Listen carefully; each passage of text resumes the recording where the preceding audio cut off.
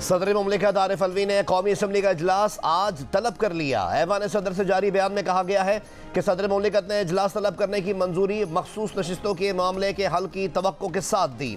सदर मुमलिकत ने निगरान वज़ीर आज़म के लहजे और लगाए गए इल्ज़ामात पर तहफ़्फ़ुज़ात का इजहार किया और कहा कि वज़ीर आज़म की समरी आइन के आर्टिकल 48(1) के ऐन मुताबिक वापस की गई।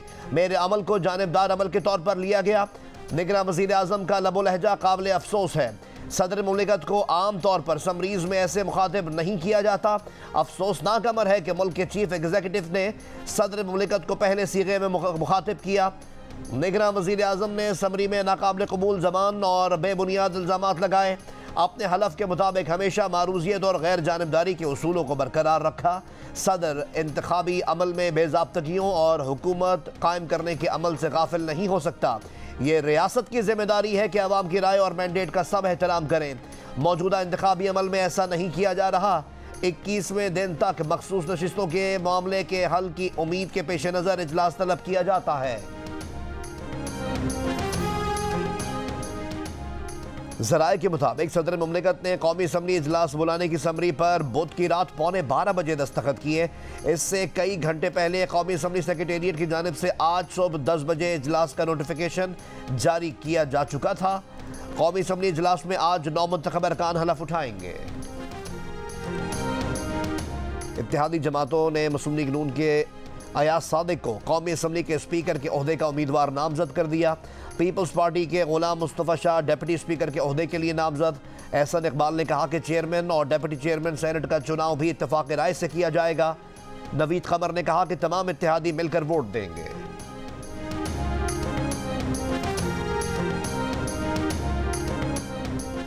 मियां शहबाज शरीफ के इशाइये के बाद इत्तेहादी जमातों के रहनुमा मौलाना फजलुर रहमान के घर पहुंच गए।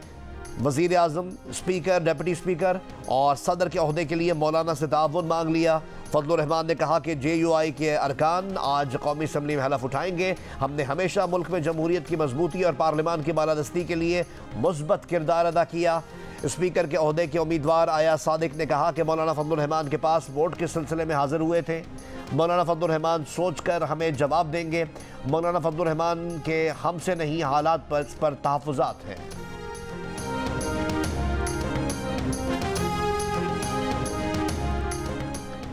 अमरीका कर्जों और बैनुल अक़वामी फाइनेंसिंग के शैतानी चक्कर से आज़ादी के लिए पाकिस्तान की कोशिशों की हिमायत करता है। तर्जुमान अमरीकी महकमा खारजा मैथ्यू मिलर की ब्रीफिंग। कहा, पाकिस्तान की नई हुकूमत को फौरी तौर पर मुआशी सूरत हाल को तरजीह देना होगी। पाकिस्तानी मईशत की तवील मुद्दती सेहत इसके इस्तेहकाम के लिए अहम है। आइंदा कई महीने की पॉलिसियाँ पाकिस्तानियों के लिए मुआशी इस्तेहकाम को बरकरार रखने के लिए इंतहाई अहम होंगी। अमरीका पाकिस्तान पर जोर देता है कि वो IMF और दीगर बैनुल अक़वामी मालियाती इदारों के साथ मैक्रो इकनॉमिक रिफॉर्म्स के लिए काम जारी रखे।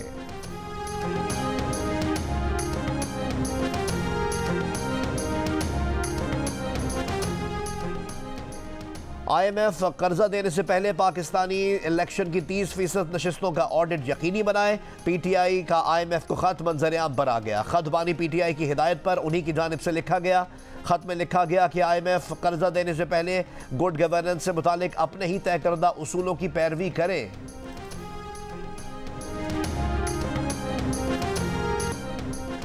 सिंध में पुलिस पेट्रोलिंग के अलावा तमाम गाड़ियों की फ्लैश लाइट्स पर पाबंदी आयद। अमन व अमान से मुतालिक इजलास में वज़ीर आला सिंध मुराद अली शाह का IG सिंध को सड़कों पर असलहे की नुमाइश बंद कराने का हुक्म। 708 पुलिस स्टेशन की तामीर के लिए 2 अरब रुपए की मंजूरी। IG सिंध को मेरिट पर 25,000 खाली असामियाँ पुर करने की भी हिदायत। वज़ीर आला सिंध की मज़ार क़ायद पर हाज़री। वज़ीर आला सिंध ने मज़ार पर फूल रखे और दुआ की। मीडिया से गुफ्तगू में कहा, स्ट्रीट क्राइम और कच्चे के इलाके में मसाइल हैं। सैलाब के असरात अब तक हैं। मुतासरीन को जल्द बहाल करना चाहते हैं। जितना मैंडेट मिला है उतनी ही जिम्मेदारी भी है। काबीना जल्द बना लेंगे।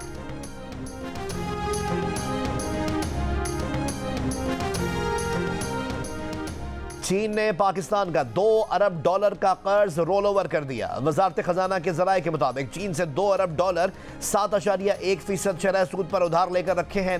पाकिस्तान को यह रकम मार्च के आखिरी हफ्ते में वापस करना थी। गुज़िश्ता साल रोल ओवर पर लिए गए कर्ज पर सूद कीमत में 26.6 अरब रुपए अदा किए गए। पाकिस्तान में मुश्किल इस्लाहात के लिए नई मखलूत हुकूमत का इंतखाबी मैंडेट ज़्यादा मजबूत नहीं, हुकूमत के लिए गैर यकीनी सूरत हाल बरकरार रहेगी। आलमी रेटिंग एजेंसी मूडीज़ ने खबरदार कर दिया। पाकिस्तान की आउटलुक मुस्तहकम लेकिन तवील मुद्दती CAA3 रेटिंग बरकरार। पाकिस्तान की सियासी और मुआशी सूरत हाल पर रिपोर्ट में कहा कि ज़र मुबादला के ज़खायर नाकाफ़ी हैं। IMF से नया कर्ज प्रोग्राम, दीगर ममालिक और इदारों से कर्ज का हुसूल मुश्किल होगा। माली और बैरूनी खतरात में कमी पर पाकिस्तान की रेटिंग बेहतर हो सकती है। हुकूमत पाकिस्तान के साथ ईरान गैस पाइपलाइन मंसूबे पर बातचीत जारी है। तर्जुमान अमरीकी महकमा खारजा ने कहा कि पाकिस्तान के साथ निजी सिफारती गुफ्तगू पर तबसरा नहीं कर सकते। तवानाई की कमी के बहरान से निपटने में पाकिस्तान की मदद करना अमरीका की तरजीहात में शामिल है। अमरीका ने पाकिस्तान में 4000 मेगावाट तवानाई की सलाहियत के इजाफे में मदद की है। अमरीकी मंसूबों की मदद से आज 50 मिलियन से ज्यादा पाकिस्तानियों के घरों को बिजली मिल रही है।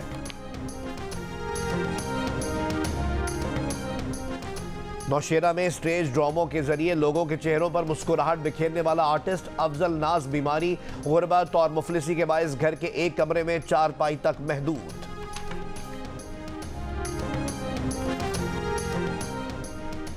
इसराइली फौज की धीर अलबला में सुबह से गोलाबारी, नासिर हॉस्पिटल पर शेलिंग, ईंधन और तिब्बी सामान की अदम दस्तयाबी। शिमाली गजा का आखिरी फ़ाल हॉस्पिटल भी बंद हो गया। बमबारी के बाद कहत के जरिए फ़लस्तीनियों की नस्लकुशी की इसराइली साजिश। अक़वाम मुत्तहिदा के हुक्काम के मुताबिक 6 लाख फ़लस्तीनी कहत के दहाने पर हैं। 30,000 फ़लस्तीनियों को शहीद करने के बाद इसराइली फ़ौज का बयान, कहा इसराइल गजा के लोगों से नहीं हमास से लड़ रहा है। हमास रहनुमा इस्माइल हानिया का कहना है कि इसराइल से बातचीत में नरमी के साथ जंग के लिए भी पूरी तरह तैयार है।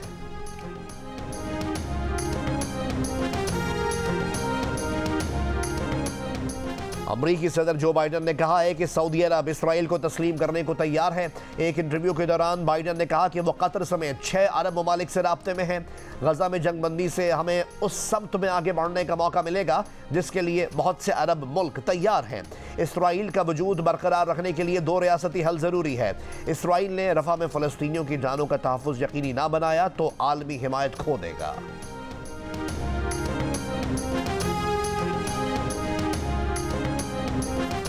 HBL PSL 9 में इस्लामाबाद यूनाइटेड ने कराची किंग्स को 7 विकेट से शिकस्त दे दी।